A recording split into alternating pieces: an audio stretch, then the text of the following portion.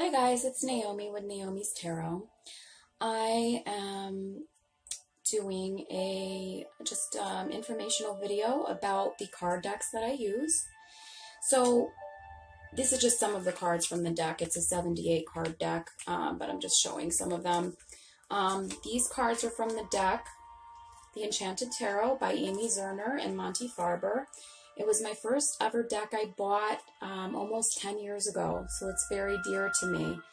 I don't really use them anymore because they're kind of big for my hands, but they have gorgeous illustrations on them, very colorful, beautiful cards, and they're the same symbols as the Rider-Waite, but different pictures representing them. And the cups are hearts on this deck, which I think is very fitting because the Queen of Hearts was Princess Diana's nickname, and the Queen of Cups, which is the Queen of Hearts in this deck, is actually female Cancer, usually Scorpio or Pisces, but mostly female Cancer, and that's what Diana was. So I think it's really an amazing connection there. And I actually randomly pulled this out, and it's very strange. Out of the whole deck, she came out with the Queen of Pentacles and the Eight of Wands.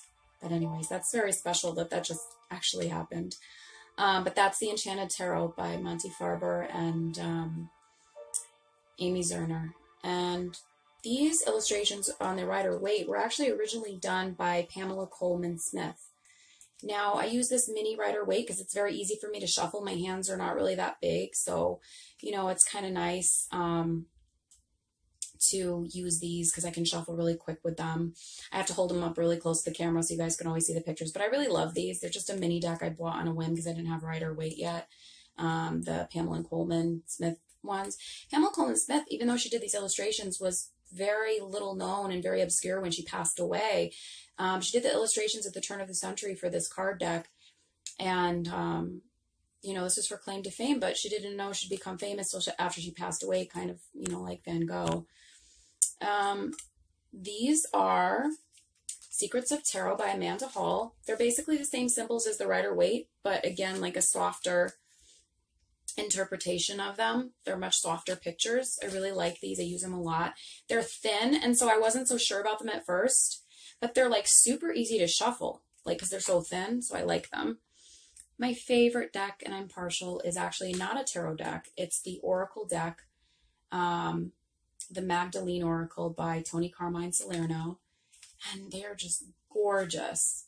So I took out, let's see, the Real You, the Lovers, and Perception. And I do think I'm getting chills because that means something.